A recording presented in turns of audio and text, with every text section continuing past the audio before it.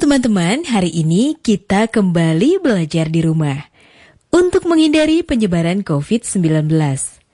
Kali ini kita belajar dengan menyimak sebuah tayangan tentang tokoh-tokoh Indonesia. Yang pertama, mari kita simak tentang tokoh pendidikan Indonesia. Ayo, sediakan alat tulis dan bersiaplah menjawab pertanyaan. Setiap tanggal 2 Mei, kita memperingati Hari Pendidikan Nasional yang diambil dari hari kelahiran Ki Hajar Dewantara. Melalui pendidikan, Ki Hajar berjuang melawan penjajah Belanda. Seperti apa ceritanya? Ayo teman-teman, kita simak bersama. Ki Hajar Dewantara terlahir dengan nama Raden Mas Suwardi Suryaningrat pada tanggal 2 Mei 1889. Ia dibesarkan dalam lingkungan Keraton Pakualam di Yogyakarta. Ki Hajar sempat kuliah di Stovia atau Sekolah Dokter Pribumi. Kemudian ia bekerja sebagai wartawan di koran seperti Utusan Hindia dan Kaum Muda. Sejak muda, Ki Hajar berani menentang pemerintah kolonial Belanda. Bersama Daus Dekker dan Cipto Mangunkusumo, ia mendirikan Indis Partij pada tahun 1912 yang bertujuan mencapai Indonesia merdeka. Akibat kritiknya pada pemerintah Belanda, dalam tulisan Seandainya Aku Seorang Belanda, Ki Hajar diasingkan ke Pulau Bangka. Daus Dekker dan Cipto Mangunkusumo membela sahabat mereka, sehingga akhirnya 3 serangkai ini diasingkan bersama-sama ke negeri Belanda. Masa pengasingan di Belanda dimanfaatkan Ki Hajar untuk mendalami dunia pendidikan dan pengajaran. Pada tahun 1919, Ki Hajar kembali ke tanah air dan terus mengkritik pemerintahan kolonial Belanda lewat tulisan-tulisannya. Akibatnya, ia pun sering keluar masuk penjara. Tanggal 3 Juli 1922, Ki Hajar mendirikan lembaga pendidikan Taman Siswa di Yogyakarta. Sejak saat itu, Suwardi Suryaningrat memakai nama Ki Hajar Dewantara. Anak-anak dari semua kalangan, baik ningrat maupun rakyat biasa, bisa bersekolah di Taman Siswa. Perguruan ini memiliki semboyan Ing Ngarso Sung Tulodo, Ing Madyo Mangunkarso, Tutwuri Handayani. Artinya, di depan memberi contoh, di tengah membangun semangat, dan di belakang memberi dorongan. Prinsip ini berlaku untuk semua pamong atau guru dan murid di Taman Siswa. Setelah Indonesia merdeka, Presiden Soekarno mengangkat Ki Hajar sebagai Menteri Pendidikan pertama. Semboyan Tutwuri Handayani pun hingga kini tetap dipakai dalam dunia pendidikan Indonesia.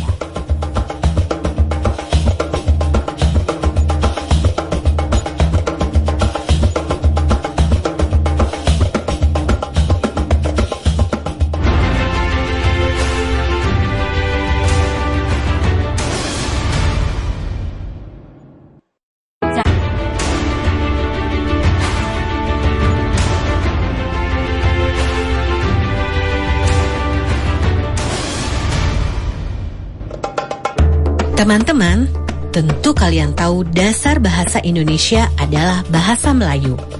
Nah, kali ini kita akan mengenal lebih jauh pahlawan nasional dan bapak bahasa Indonesia, yaitu Raja Ali Haji, pujangga Melayu dari Kepulauan Riau. Raja Ali Haji lahir sekitar tahun 1808 di Pulau Penyengat, Kepulauan Riau. Ia adalah keturunan bangsawan Kerajaan Riau Lingga. Tahun 1828, Raja Ali menunaikan ibadah haji dalam usia 19 tahun. Sejak saat itu, gelar haji disematkan di belakang namanya menjadi Raja Ali Haji. Sepanjang hidupnya, Raja Ali Haji telah menulis sekitar 15 kitab. Karangannya meliputi bidang bahasa, sastra, sejarah, hukum, serta agama Islam. Karya sastra Raja Ali Haji yang paling terkenal adalah Gurindam 12 yang berisi nasihat dan petunjuk bagi manusia agar dirahmati Tuhan. Sedangkan karya Raja Ali Haji pertama di bidang linguistik atau tata bahasa adalah Bustan Al-Katibin Is-Subyan Al-Muta'alimin yang biasa disebut Bustan Al-Katibin. Bustan Al-Katibin menjadi penting karena memberikan dasar pelajaran bahasa Melayu, pedoman ejaan, dan huruf Arab Melayu. Di samping Bustan Al-Katibin, karya Raja Ali Haji yang juga jadi pedoman bahasa Melayu adalah Kitab Pengetahuan Bahasa. Kitab ini terbit tahun 1929 di Singapura dan menjadi kamus ensiklopedia bahasa Melayu yang pertama. Nama dan karya Raja Ali Haji dikenal luas berkat surat menyuratnya dengan Herman van de Wall, seorang ahli sastra kelahiran Jerman yang ditugaskan Belanda menyusun kamus bahasa Melayu Belanda. Mereka berkirim surat selama 15 tahun, sejak tahun 1857 hingga 1872. Selain membahas karya-karya sastra, Raja Ali Haji juga bercerita mengenai kesehariannya. Dari ceritanya antara lain diketahui, Raja Ali Haji juga sering menulis dan menjadi guru di Pulau Pengujan, sebuah pulau kecil di Kepulauan Riau. Pemerintah Indonesia kemudian menganugerahkan gelar pahlawan nasional dan Bapak Bahasa Indonesia pada Raja Ali Haji pada 5 November 2004. Jadi, bila teman-teman pergi ke Pulau Penyengat, jangan lupa kunjungi makam Raja Ali Haji di Kompleks Masjid Raja Sultan Riau ya.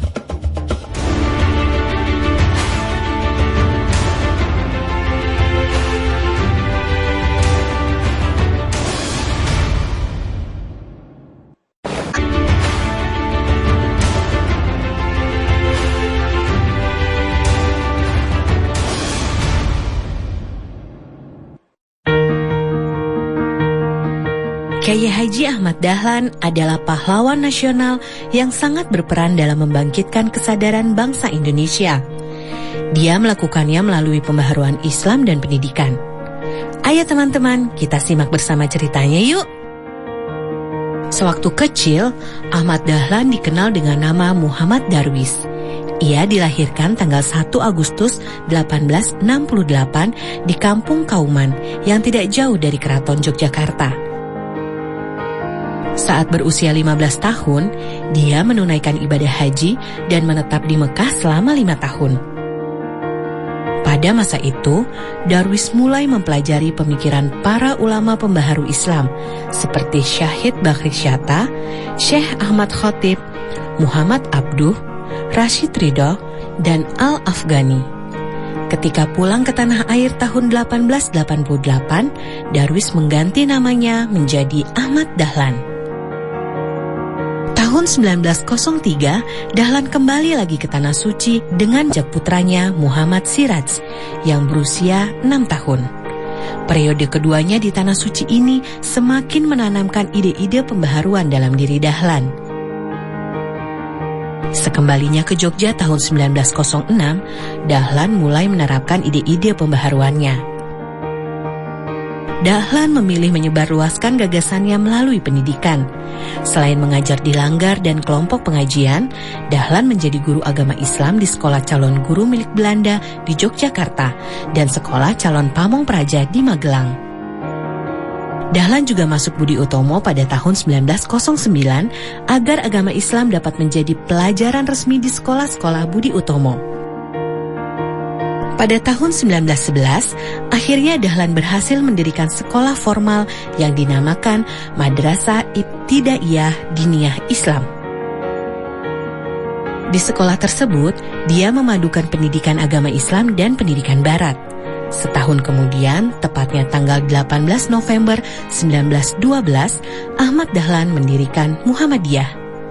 Sejak saat itu, Muhammadiyah mengembangkan sekolah hingga ke seluruh penjuru Nusantara. Kini jejak warisan Kyai Haji Ahmad Dahlan tersebar di puluhan ribu lembaga pendidikan, mulai dari pendidikan anak usia dini hingga perguruan tinggi.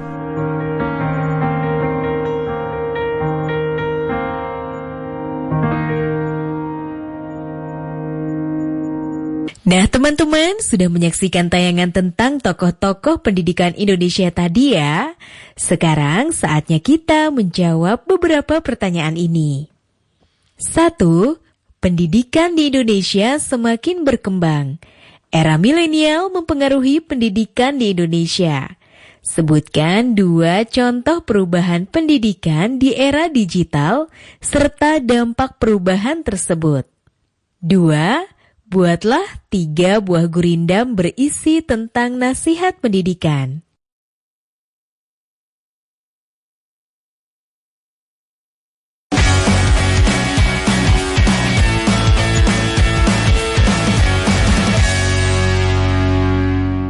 Sekolah bagaikan taman. Kita juga akan belajar mengenai tokoh legenda bola Indonesia. Yuk kita simak.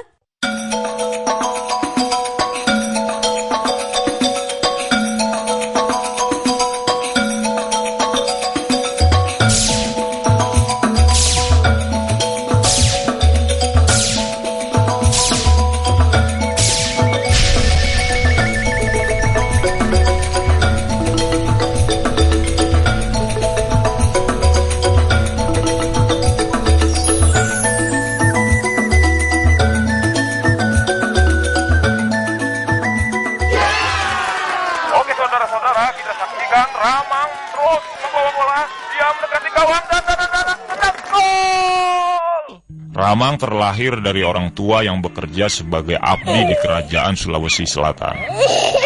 Ayah Ramang bernama Nyolo, bekerja sebagai ajudan Raja Baruk. Selain sebagai abdi kerajaan, ayah Ramang juga berjualan ikan di pasar. Nyolo rupanya pandai bermain sepak raga. Sepak raga adalah permainan tradisional Makassar yang menggunakan bola yang terbuat dari rotan. Ramang kecil sering menonton pertunjukan sepak raga. Ia pun tertarik dengan sepak raga agar bisa seperti sang ayah. Berkat rajin latihan, Ramang akhirnya menguasai permainan tradisional tersebut.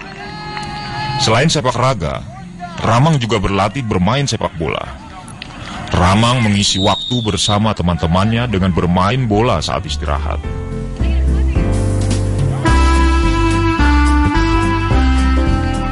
Sepatu yang dipakai Ramang hanya berupa kulit buah pinang yang diberi tali untuk dililit di pergelangan kaki dan betis.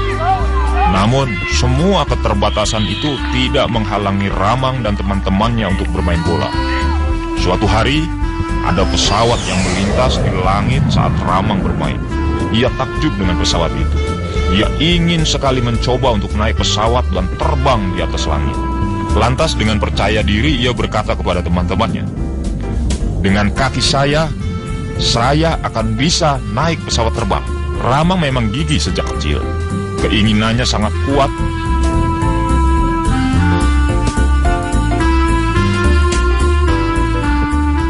Kebiasaan Ramang berlari dan juga bersepeda sejauh 50 km bolak-balik ke pasar membuat kakinya sangat kuat. Tendangannya sangat keras. Nah, langkah awal Ramang meniti karir di sepak bola bermula saat ia bergabung di Bon Baru. Bon Baru adalah perkumpulan sepak bola di daerah Baru. Saat itu usia Ramang sudah remaja. Kemampuan Ramang bermain bola semakin berkembang. Ia dipuji oleh banyak kalangan, termasuk Andi Matalata.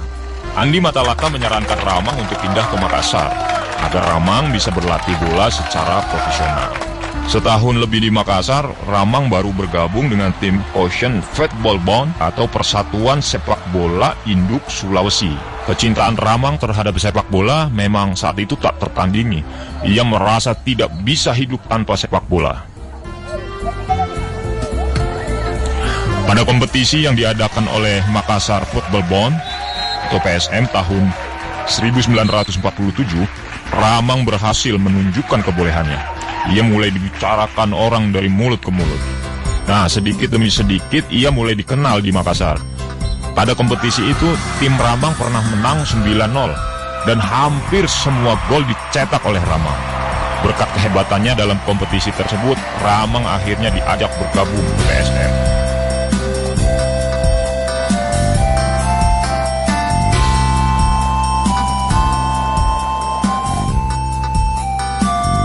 Pada tahun 1952, Ramang belum dikenal di tingkat nasional. Waktu itu pelatih timnas sepak bola Indonesia bernama Tony Pogacnik, asal dari Uni Soviet, sedang mencari pemain untuk diikutkan dalam kunjungan Indonesia ke negara-negara Asia Timur. Setelah mencatat-catat beberapa pemain, Tony Pogasnik merasa kekurangan bek bertahan. Ia pun mengirim telegram atau surat ke Makassar agar PSM mengutus pemainnya untuk seleksi. PSM menyuruh pemain bek bernama Sunardi Arlan untuk ikut seleksi di Jakarta. Namun rupanya Sunardi Arlan batal ke Jakarta. Ramang akhirnya ditunjuk untuk menggantikan Sunardi ke Jakarta. Usia Ramang pada saat itu masih 24 tahun. Belum ada yang mengenal Ramang di Jakarta. Waktu para pemain sedang latihan percobaan, Ramang hanya duduk di tribun stadion. Ia masih mengenakan kain sarung seperti kebiasaan orang-orang Bugis di pagi hari. Namun, semua orang kaget begitu Ramang bermain. Awalnya permainan Ramang tidak memuaskan karena dipasang sebagai bek bertahan. Padahal Ramang sebelumnya tidak pernah menjadi bek. Ramang sudah hampir disuruh kembali ke Makassar karena tidak punya kemampuan sebagai bek seperti yang timnas minta. Untunglah pelatih timnas itu pintar melihat bakat Ramang. Pelatih Tony Pogasnik melihat bahwa Ramang itu punya sikap tenang dan gerakan tubuh yang cepat. Ramang pun dicoba untuk bermain menjadi penyerang. Permainan Ramang membuat orang-orang terkejut dan kagum. Pada sesi latihan itu, Ramang langsung mencetak 3 gol. Ia sukses membuat kiper timnas bernama Van de Wijn terkecoh. Padahal Van de Wijn adalah kiper hebat yang sulit kecoh. Pelatih Tony Pogasnik pun puas dan akhirnya menetapkan Ramang sebagai pemain inti timnas Indonesia. Nah, bergabungnya Ramang ke timnas membawa pengaruh yang sangat positif. Timnas Indonesia menjadi tim sepak bola yang tangguh dan ditakuti negara-negara lain. Perkataan Ramang waktu kecil untuk naik pesawat terbang lewat sepak bola ternyata terbukti. 2 kaki hebat yang dimiliki Ramang berhasil membuat impiannya tercapai. Semua penderitaannya bersama istri terbayar setelah ia berhasil membawa harum nama Indonesia ke dunia internasional. Bersama timnas Indonesia, Ramang mulai berkunjung ke luar negeri. Tahun 1954, timnas Indonesia mengadakan pertandingan persahabatan ke banyak negara di Asia. Dari pertandingan ke banyak negara itu, timnas Indonesia berhasil mengungguli hampir semua lawan-lawannya dengan skor yang tinggi. Ramang pun seketika menjadi bintang Indonesia karena berhasil mencetak 19 gol. Timnas Indonesia sukses menjadi perhatian pecinta sepak bola dunia. Di masa Ramang, Indonesia berhasil juara 3 atau mendapat medali perunggu di Asian Games tahun 1958 di Tokyo, Jepang. Indonesia juga berhasil mengalahkan negara Cina yang terkenal jago dalam sepak bola saat babak kualifikasi menuju Piala Dunia. Nah, itu Indonesia juga berhasil mengalahkan negara Cina yang terkenal jago dalam sepak bola saat babak kualifikasi menuju Piala Dunia. Prestasi tertinggi Ramang di timnas yaitu saat Indonesia itu berhasil masuk ke perempat final Olimpiade di Melbourne, Australia tahun 1956. Setelah berkeliling dunia bersama timnas Indonesia, Ramang tetap bermain untuk PSM Makassar. Di masa Ramang, PSM berubah menjadi salah satu tim yang paling disegani di Indonesia. Nah teman-teman, apa yang dapat diteladani dari tokoh-tokoh sejarah tersebut? Sebutkan kesamaan yang kamu temukan dari tokoh-tokoh tersebut. Sekarang tetap belajar dari rumah ya teman-teman. Jaga jarak, rajin cuci tangan, dan pakai masker agar kita mencegah penyebaran COVID-19. Sampai jumpa!